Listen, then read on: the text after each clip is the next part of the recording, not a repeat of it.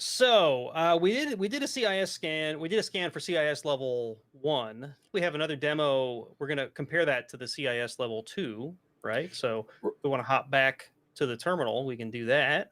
Absolutely. So one of the things I just updated or grabbed a different box and reran through everything. So I do want to do our last two steps again, just to make sure everybody sees what the hardness level is from scanning your system. Let's look at this report. So if we scroll down now, So as compared to before the break, I was on a different box. I just ran through just the checking to see where the default level is of a RHEL 9 install for this purpose, but 77.22% to get started. Like a clean install. You haven't applied any SCAP policies to this machine, whereas the one you were using before the break, you'd done some work to apply. Yes, So, okay. that is All right. correct. So this is the base level. This is the CIS level 1, Correct. 77% roughly, or Right. 77 score. It is a percentage. It is maximum so is 100. So there you go. got it. So great. So if we go through and we can quit out of this terminal, if I scroll down my notes, and if you wanted to see a scan of level 2, it's simple. We're just going to do a scan. We're not going to change anything yet. The CIS level 2 is how you can see the file name called out for the different profile we're now scanning against. Right. Go ahead. We're doing the same command. We're just telling it, use this other profile. Correct. And make this easier on everybody. Let me clear this and put it back at the top. Control and L, man. Control L. Okay. All right. Good call. There's always more than one way to do things in Linux. It's going to go through and rerun through this. This will take about a minute to go through and do this level 2 eval. And then I figured the next step that we could go through and talk about is applying CIS level 1 remediation. Then you can see the level that the machine comes to just for the level 1. This is CIS level 2, which means it's going to be slightly more stringent. We should expect a worse score because we haven't changed anything. We didn't apply CIS level 1. Look at that. Billy Holmes didn't know about Control L. You're not alone. Absolutely. I'm here to learn and teach what I know, right? So let's do this thing. All right, so we've gone through and run it. Let's check for that file now. We've got this, so we're going to open this with lynx. You need to generate the HTML file first. Yep. Oop, good call. Of course, that's the one area I didn't copy paste. You could look at the XML file, I suppose. Right. I think we should be able to. It has the data in it. It just would be a lot harder to read. Let's reconvert that real quick. While I'm doing that in the background, if I've got a little bit more information, the level 2s, like I said, it is going a little bit more in depth. So it's defense in depth is for the environment. Getting started with level 1s makes more sense for everybody. Let's generate this output so I'm not completely messing things up here.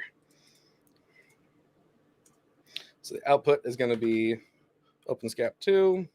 Should be the same command as before, just paste in the new input and output files, right? Yep, absolutely. I should put this at the top again. And this is what you get for not having it copy pastable. Good job. Well, you're on into the terminal. There's always something unexpected that happens, right? There we go.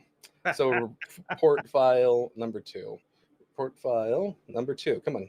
Dupe. That's what we've got inside our notes. Nate, take over for a second on camera while I get this set up and copy that to our notes. Did we have any more questions that we need to talk about in the chat? I think we got them all covered. So what Josh is doing is just basically taking the same command from earlier. Here's a question. Can we create custom controls for Tomcat or JBoss? Can we create custom controls? You can customize the existing rule sets. I don't know. I guess if you knew how to write OpenSCAP rule sets, you could make your own controls. Right. That's kind of a tough one, though. Absolutely, right. So, and there, a lot of these take into consideration different applications. It could be there's already rules that apply to Tomcat. If those are in the scope of the CIS, I'd have to look. I don't know if they're in there. Right. Okay. We got Billy Holmes in there giving us the clear commands, the ASCII escape sequences to clear the screen because he didn't know about Control L. Nice. Right. Always more than one way to do things in Linux. Yeah. All right. This is results. Results CIS file. Here we go. This should be correct. We've renamed it to where it's going to be OpenSCAP report file 2 HTML from the OpenSCAP results file CIS level 2. Let that generate. We don't need to reinstall links. We can just go through and open that file up here in a second. Yep. I'm going to keep doing what I know, which gotta love it. Lynx, we're going to OpenSCAP. That's going to be results HTML. That's going to be reports 2. Finally got there. That's what I get for not copying and pasting everything. Yeah, well, it happens.